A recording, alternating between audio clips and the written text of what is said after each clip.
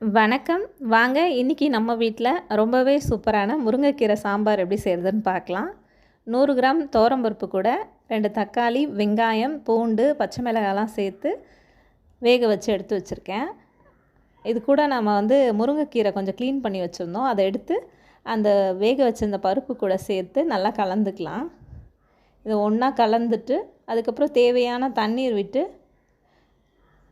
இதை நல்லா ஒரு 2 நிமிஷம் கொதிக்க வைக்கலாம். இது கூடவே 1 டீஸ்பூன் மிளகாய்த்தூள் சேர்த்துக்கிறேன். வீட்டில் அரைச்ச குழம்பு மிளகாய்த்தூள், 1 டீஸ்பூன் உப்பு சேர்த்து இது ஒரு 2 நிமிஷம் கொதிச்சா போதும். இது கொதித்த உடனே நம்ம இறக்கிட்டோம்னா சூப்பரான முருங்கைக்கீரை சாம்பார் நமக்கு தயாராகிடும். இதுக்கு ஒரு தாளிப்பு ரெடி பண்ண போகிறோம்.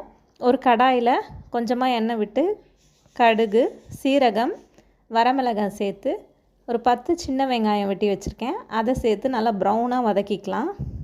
இந்த தாளிச்சதை இந்த முருங்கைக்கீரை சாம்பாரோடு கொட்டி கிளறிட்டோம்னா நம்மளுடைய சூப்பரான முருங்கைக்கீரை சாம்பார் தயாராகிடும். இது சாப்பிட்றதுக்கு அவ்வளோ டேஸ்ட்டாக இருக்கும்.